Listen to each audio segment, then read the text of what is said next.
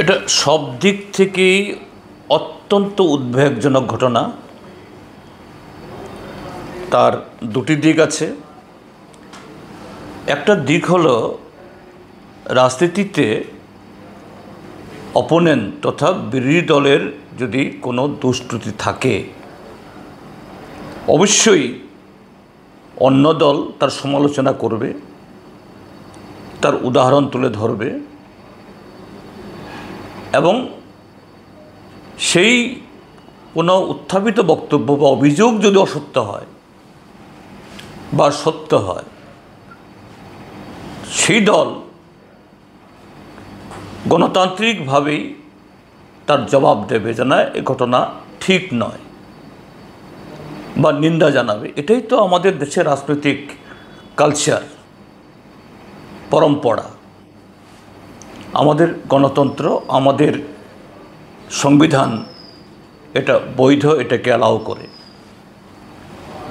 কিন্তু সাম্প্রতিককালে দেখা যাচ্ছে শাসক দলের বিরুদ্ধে যদি কোনো সমালোচনা হয়, তাদের বিরুদ্ধে যদি কোনো কেউ অভিযোগ উত্থাপন করেন, তখন যে কিছু এরকম বাহুবলীদের দিয়ে তাদের খামোশ করে দেওয়ার জন্য, তাদের মুখ বন্ধ করার জন্য সরাসরি সেই ব্যক্তি বা সংগঠনের উপরে দৈহিক আক্রমণ, সম্পত্তি ক্ষতি করা এবং আরও নানাভাবে তাদেরকে কোণঠাসা করার চেষ্টা যেন ত্রিপুরাজ্যের এটা কালচার হয়ে গেছে। অথচ একই ধরনের আচরণ শাসক দলের তরফ থেকে, তাদের সর্বোচ্চ নেতৃত্বের তরফ থেকে অহরহ তারা এসব বলছেন যে বিরোধী দল বা কোনো এক রাজনৈতিক দলের নাম করে তাদের ৭৬% এরা পাগল, তাদের নানা ধরনের রোগ জীবাণু নিয়ে বয়ে বেড়াচ্ছে, বা তাদেরকে দেশ ছাড়া করা হবে, অমুক নদীতে অমুক সাগরে নিক্ষেপ করা হবে, তাদের অতীতে বহু শিক্ষা দিয়েছি, আবারও তাদেরকে শিক্ষা হবে, হজম করে ফেলা হবে, ধূলিসাৎ করা হবে, নিচ্ছিন্ন করে দেওয়া হবে। শাসক দলের নেতারা যখন এগুলি বলেন, আমরা বিরোধী দল কী করি? আমরা রাজনৈতিকভাবে তার জবাব দিই।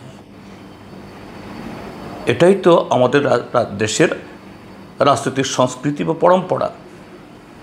কিন্তু ত্রিপুরাজ্যে বর্তমান যে শাসক গোষ্ঠী বিজেপি বা ত্রিপুরা মথার বিরুদ্ধে কিচ্ছু বলা যাবে না।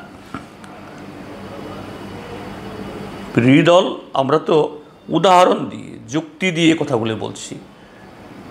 আমি দেখেছি গতকাল এই সুদীপ বর্মন মহোদয়ের একটা বক্তব্য। তিনি কি বলেছেন যে মধ্যপ্রদেশে এক বিজেপি নেতা, সেখানকার আদিবাসী একজন নাগরিক, তিনি একটা কমপ্লেন জানার জন্য এসেছিলেন। জবরদস্তি করে তার মাথার উপর, তার শরীরের উপর তিনি প্রস্রাব করে দিচ্ছেন। এই ছবি আরেকজন তুলেছে, ভাইরাল হয়েছে। ভারতীয় জনতা পার্টি দলের তরফ থেকে তাদের সেই কার্যকর্তা, দেবতুল্য কার্যকর্তার বিরুদ্ধে কোনো ব্যবস্থা গ্রহণ করা হয়েছে আমাদের জানা নেই। তো এটা বলা কি এই সুদীপ বর্মন মহোদয়কে অপরাধ হয়েছে? যদি অপরাধ হয়ে থাকে, পাল্টা এরকম সভা করে, সাংবাদিক সম্মেলন করে তার ব্যাখ্যা দিন। সুদীপ বর্মন মহোদয় বা তার পার্টির বিরুদ্ধে আপনারা সেরকমভাবে জবাব দিন। এটা ত্রিপুরাজ্যে আকছার এখন ঘটছে, এটা যেন কালচার, এটা তাদের অধিকার। এক। দুই হলো, এটা আরও উদ্বেগজনক যে আরক্ষা প্রশাসনের উপস্থিতিতে শাসক দলের এই বিরোধী দলের স্বীকৃত রাজনৈতিক কর্মসূচি সেদিন 21 তারিখে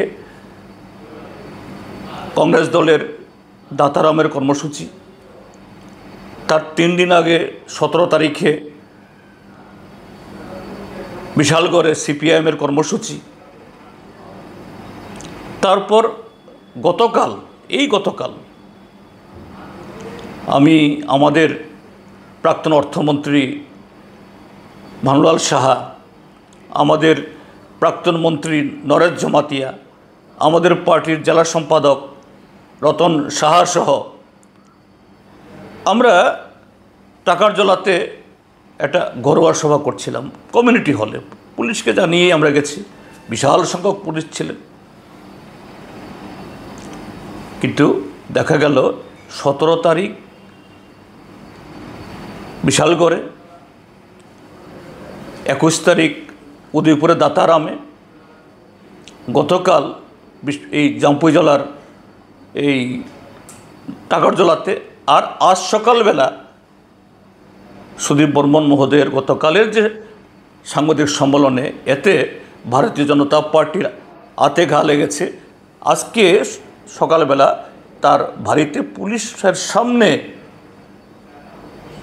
অসংখ্য পুলিশের সামনে জবরদস্তি করে ঢুকে সেখানে তার সম্পত্তি ভাঙচুর করলো। ভাগ্যিস শুধু দৈহিকভাবে তিনি বা তার পরিবারের লোক আক্রান্ত হননি। এটা কোন কালচার?